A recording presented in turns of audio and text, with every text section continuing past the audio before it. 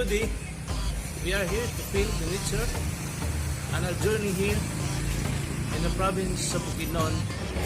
This place is named Impasug-ong.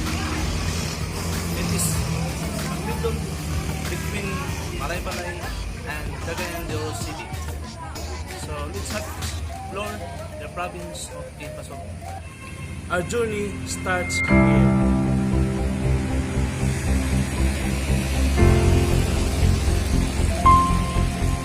Brain dead. Bongo. Let's go.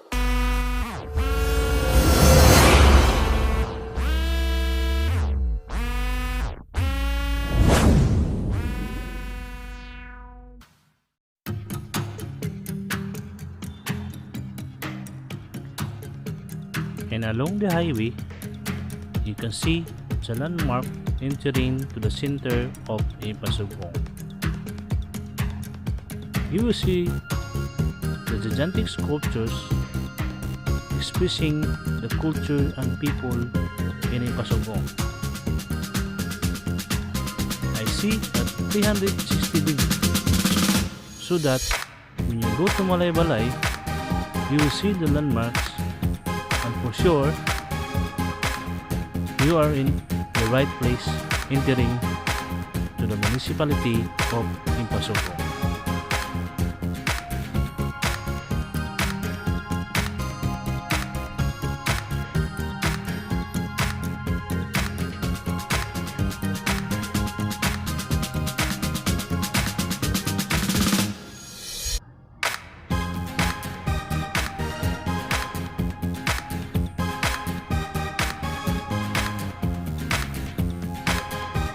It is also called the place and home of cowboys,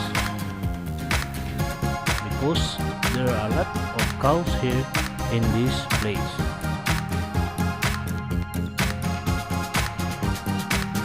This is the original highway or road before the Atugan bridge was constructed and established.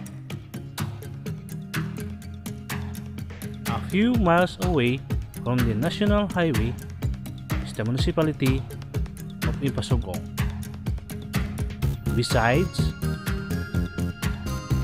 is another beautiful sculpture of farmers exhibiting their goods and products in the place. Impasug-ong is abundant of fruits and vegetables, corns, and etc., which are the people usually get their earn of livings.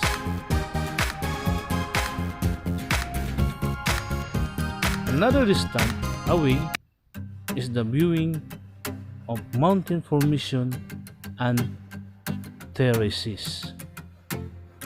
It's kind of amazing because of very fresh air.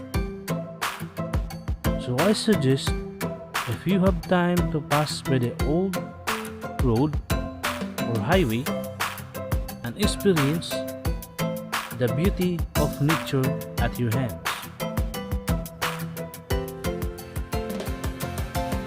Look around, feel around. It's like you're living in other countries, but it's not. Is here in Impasug-ong.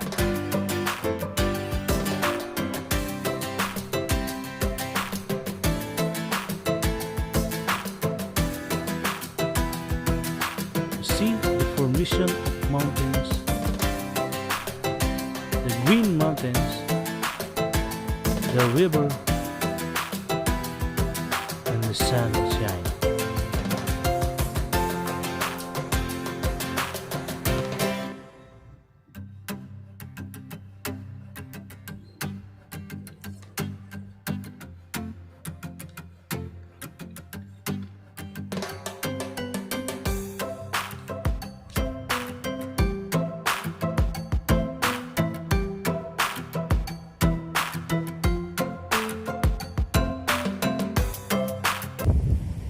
been a long time ago that I came past through this highway, because this is the original road Mindoro City. And now I came visit and pass through this road, and this is what I discovered.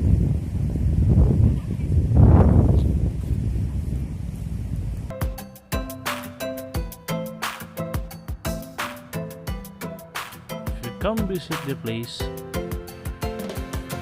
you would connect to the nature and think and pause for a while, because of the God given to us the very beautiful mountains and terraces and very fresh air.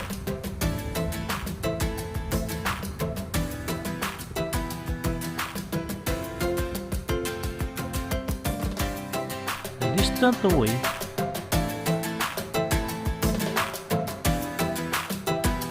another is also the location of historical Banga. We've known this. There are many folk story according to the resident people in the area. It is founded August 1939, which was written above.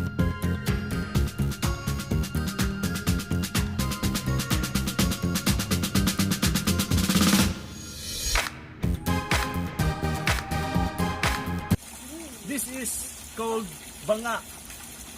So long time ago, many trucks here stop over and get a very fresh water. There are also a folk story here. Yung original nito is wala na.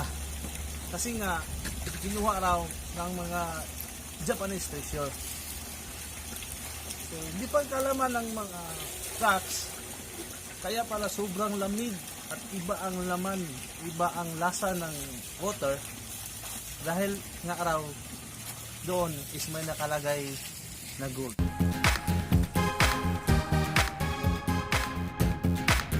Another walking distance is the location of Atugan swimming pool.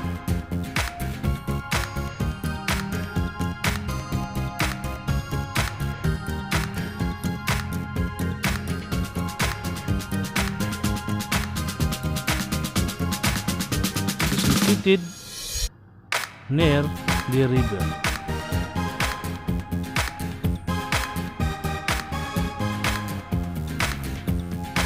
Entrance fee is very cheap.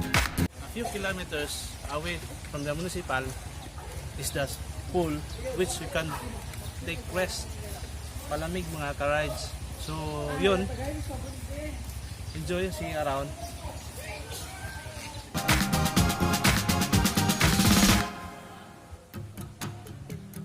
As of now, they are only open during Saturdays and Sundays. And also, they accept any reservation for any occasion.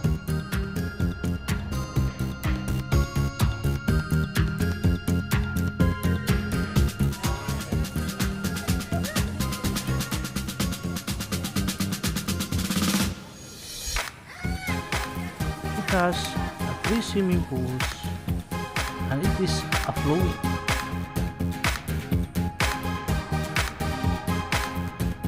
As far as I know, the source of this natural water is also the source of water in so-called Banga.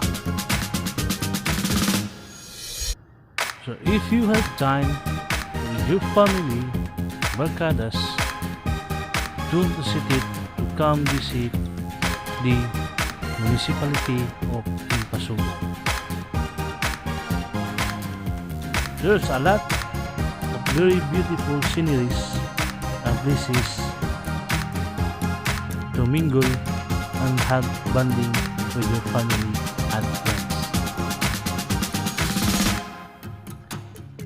This road now is going to Malaybalay. It's still amazing when you look around, you see the formation of mountains on rocks.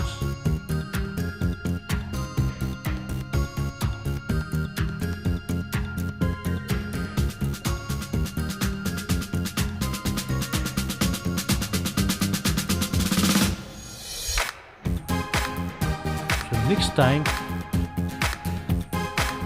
you have some time or give some time to pass by the original road of Impasug-ong.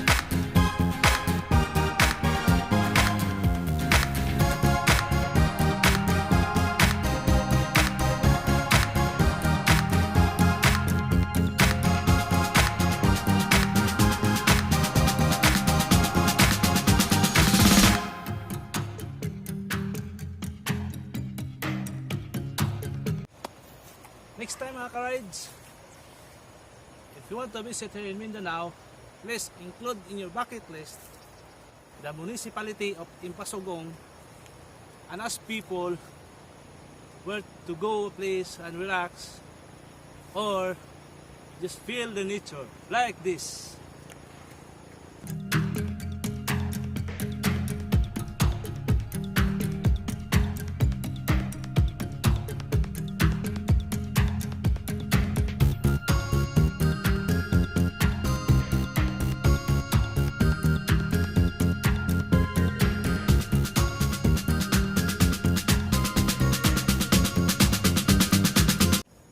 Before I go, please click like and subscribe in my channel for more videos and more places to ride.